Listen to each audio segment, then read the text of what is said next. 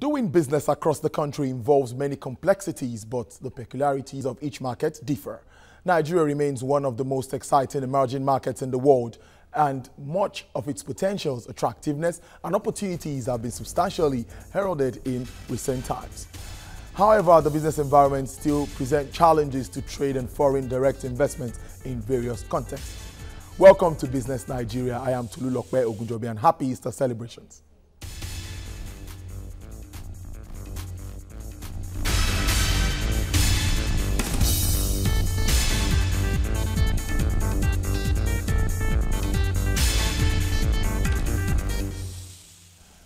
Thanks for joining us. The World Bank report on ease of doing business covering 190 countries revealed that Nigeria's ranking improved marginally from 170 to 169 out of the 190 countries surveyed.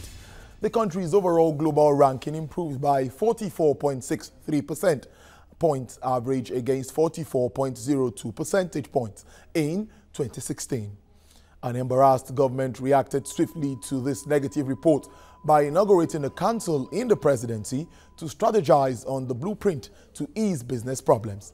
It would interest you to know that in sub-Saharan Africa, Nigeria was ranked 36th out of 47 countries, with Mauritius, Rwanda, and South Africa as the three leading countries in the region. Concerns over Nigeria's low rating and ease of doing business index has necessitated steps aimed at building an enabling environment, a business environment. The Presidential Enabling Committee on Ease of Doing Business and several interest groups articulated diverse positions in Lagos at a sensitization workshop to set agenda for reforms in Nigeria's business environment. Issues bordering on customs operations, export and import documentations, procedures were among issues discussed, with suggestions given on how to apply international best practice in trade transactions. The approval for the reduction of documents on importation and exportation of goods in and out of Nigeria was cited as a step in the right direction. We've come up with a number of reforms working with Customs, CBN, Ministry of Finance, and all the other stakeholders, Shippers Council, NPA, to come up with a number of reforms. We have things as basic as palletizing containers, imports coming into Nigeria, just to make things tidy, which reduces the cost and the time, because now inspection is quicker, so less demurrage and things like that. We also are reducing the documentation. The ease of doing business is part of the mandate of customs. That's what we refer to as trade facilitation, and that is what we've been trying to do, and it's a very good session because all the stakeholders are here, and of course we will talk frankly and ensure that whatever needs to be done, we will do that. Before now, we have almost 14 documents we present before your goods will be cleared, but now they've reduced it to 8, which is a good one. And some of those documents, to even in a way to get them, that's where the issue of corruption and corrupt tendencies comes in. Indeed. Joining me live in the studio to discuss the issue is the Chief Facilitator, Nigeria Ease of Doing Business Initiative, Lai Omotola. Welcome. Thank you for your time. Thank you for having me. I will start this way. The ease of doing business saga, it's a worrisome one, particularly with this present government. What's your initiative? What's it all about? What do you intend to achieve with the ease of doing business in Nigeria? Well, our initiative is a private initiative, and then developed by our own company to actually set an agenda for ease of doing business in Nigeria. And the reason for this is that we believe that it is not just up to government alone to set the agenda. We also need the private initiative, who are the ones bearing the brunt, to also contribute to the ease of doing business so that we can all follow a timeline and work in a collaborative manner. Indeed, that seems to be very interesting. Now, just like the man we heard now, he talked about documentation, that they reduced from 14 to 8. That means there have been some cumbersome ways of doing business before now. How do you think all this can be checked? Yes, particularly for the customs. A lot of people have said that the reason why you have the bottleneck in custom is because the scanners are not working. And it's still a challenge why the scanners are not working. Because in other climes, as a result of the scanners working, these things are usually reduced to the barest minimum. But as long as the scanners still remain a challenge, even with the 8 documents you have to process, still remains a big challenge. So we need to ensure that the scanners begin to work. Indeed. Now the poor rate of this ease of doing business, government is surely doing so many things to check this. They're talking about international best practice. You know, with your experience, what are these practices that maybe we are not doing in this climate? You see, in the World Bank ease of doing business rating, they looked at 10 indicators, and then this year also added the 11th one. And these indicators are just basic things of how do you register a company, access to electricity, labor issues, trade, how do you resolve, how do you enforce conflicts, how do you enforce contracts. All these things are the basic fundamentals that you look at to find out what is the ease of doing business, particularly in Nigeria. But again, you know that in that document, there are some things that they took for granted. Our environment is actually different from the business environment. Our environment, as it were, the pollution, the noise pollution, the smoke pollution, the infrastructure, what constitutes the political social environment is different from the business environment. That was not looked into. But the business environment, as it were, that we've seen is that we still have a long way to go. Doing business in Nigeria is challenging and very, very hectic. It is really challenging. You know, I'm going to go deep into that too. But in some straight terms, what are the things where, okay, we need to address this, we need to address this, we need to address this, because we need to attract foreign investors. That is why we have this Forex problem, which we still have. I think that the document for ranking is not actually to address the inflow of FDI, foreign direct investment. The intention of that document is actually to help indigenous investors. Because when you talk about issue of investment, the people that are investors here must first have a good report about the country before other people will now say we want to invest. So the document is particular about minority investor, which is number 8. How do we treat our minority investor? The purpose of that document is to look at SMEs. That how would SMEs survive in this chaotic environment? And you know that the fulcrum of the government has always been, okay, how do we support SME and the rail sector? You see, the SME, how do they survive when there is no electricity? How do they survive when they cannot have construction permits? How do they survive when they don't have approvals? Do you understand? The multinationals don't face this challenge.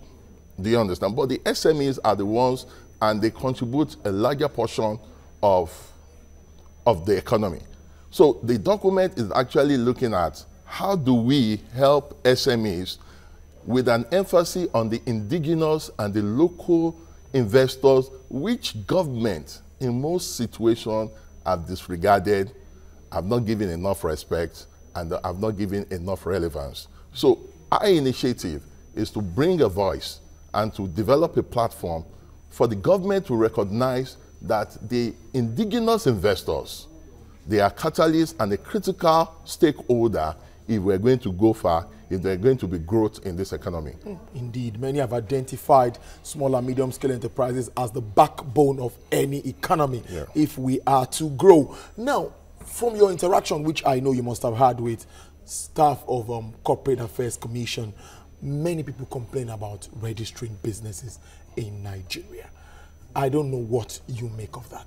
Yes, for the ranking, the 2017 ease of doing business, in that document states that it will take you 25.5 days to register a business. But CAC is trying to do it in 48 hours. That's 2 days. But again, they are trying, but we've not been able to achieve that 48 hours. From my own experience, if you submit everything and you are very fast, it's within 1 to 2 weeks.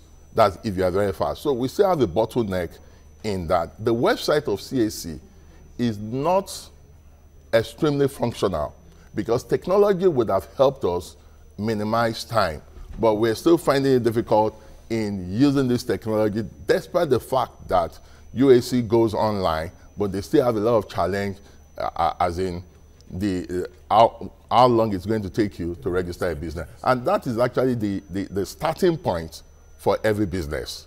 But again, like I said, a lot of reforms have come into that sector. Such reforms are, okay, now you don't need a lawyer or a chartered accountant to register your business. Then you can check online for availability. Then you can check online to offload your document. But these are still in the realms of let it happen. We are not really there. But I think with our own contribution, as we continue to push, we will get there. Well, let's go on this break, and I'll still have Mr. Layo Omotola here giving insight into issues surrounding ease of doing business in Nigeria. It's very, very important we get it right at this time. Let's take a break now. Business Nigeria returns shortly.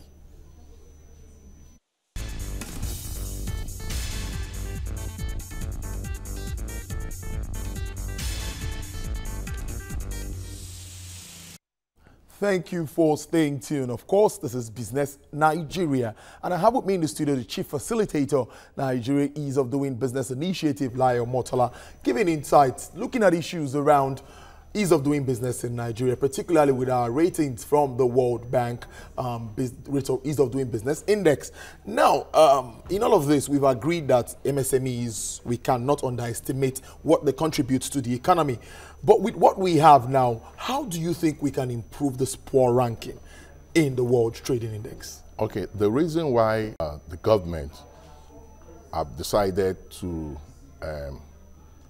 work on the ease of doing business in Nigeria is because there have been a rating of countries. And that is the reason why we as an initiative would also begin to rank and rate the performance of states. If you look at the document of the World Bank, they only took Lagos and Kano as the business centers that they were going to rate, and then that was made to look at the face of the entire Nigeria. Because of the population. Exactly, because of the population and what is happening there.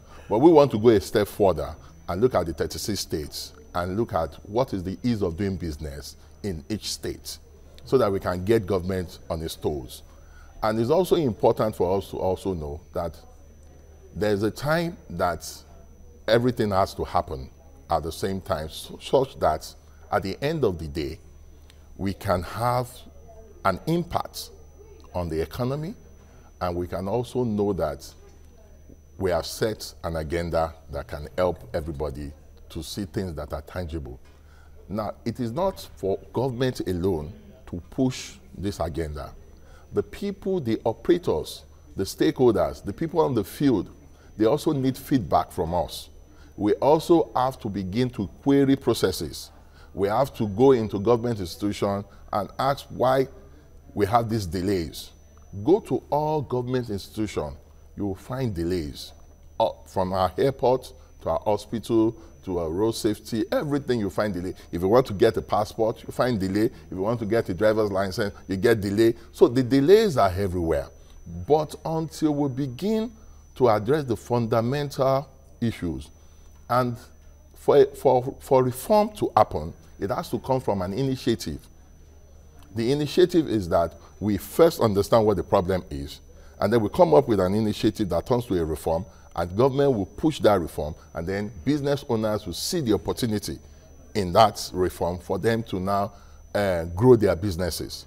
So that is the way we want to look at it. It's not good enough for government to just go to custom and address a seminar, but government have to look at what are the problems in custom and what is the initiative that we need to develop, and then turn it into a reform, and then everybody will begin to participate, and then we see the ease. I tell people that when you go to other airports, you hardly see a custom officer or an immigration officer at the airport lobby. But today, when you come to Nigeria, you see them, they need to physically look into your items. That don't happen in other crimes. And as long as we still find these people at the airport, the ease of doing business will still remain difficult.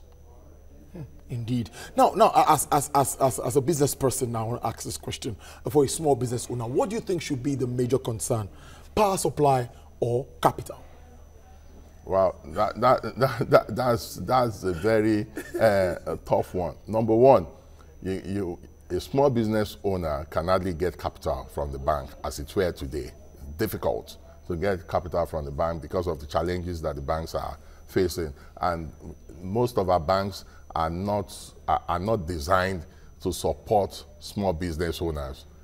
So getting capital, and that's one of the indicators of ease of doing business, access to credit. There is a it's as if there is lack of access to credit in Nigeria. Then secondly, for electricity is a big challenge. Is a big challenge, but I think that electricity is more important to a business person than capital. When people get electricity, half of their capex is already solved. So electricity is more important than capital. Indeed. I've gotten many people have talked about.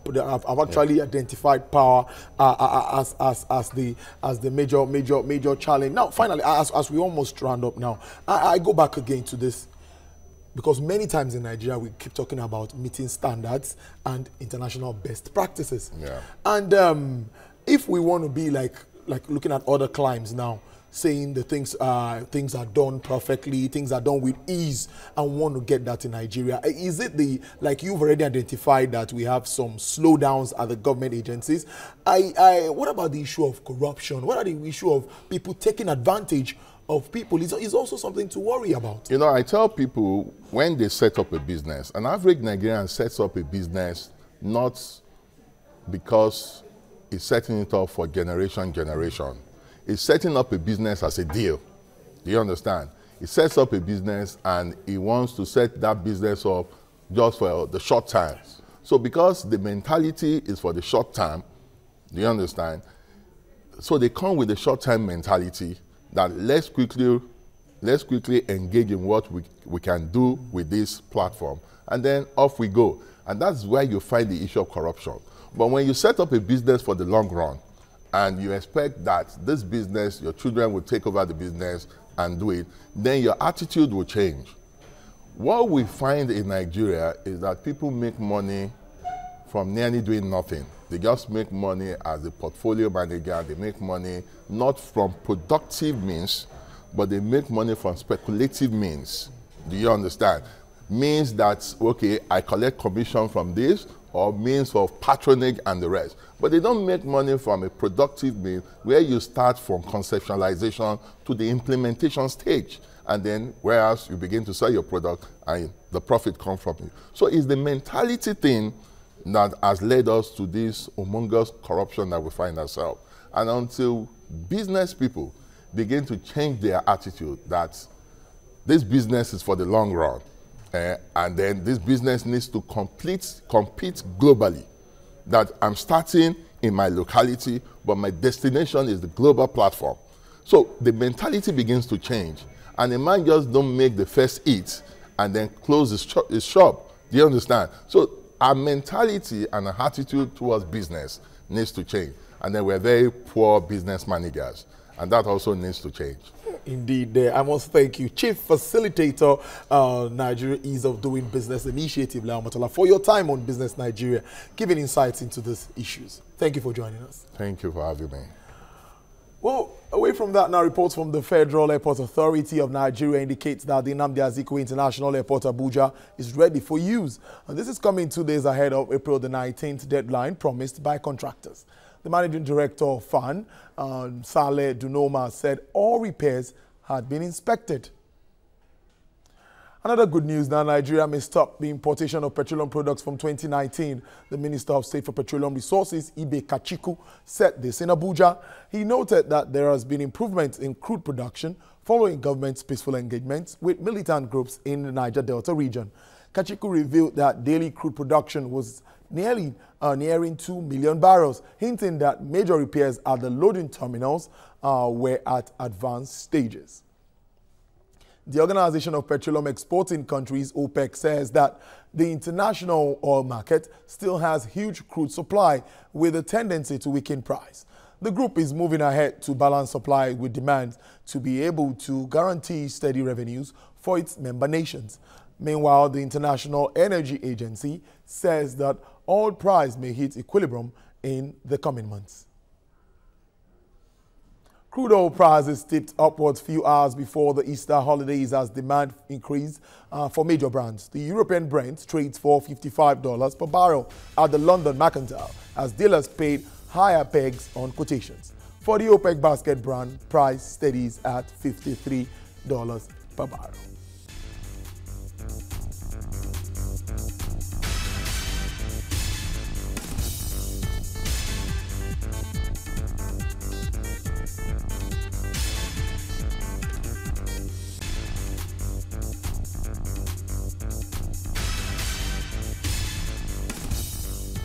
Well, this is where we wrap it up today on Business Nigeria. We hope you join us another time for more insightful business analysis.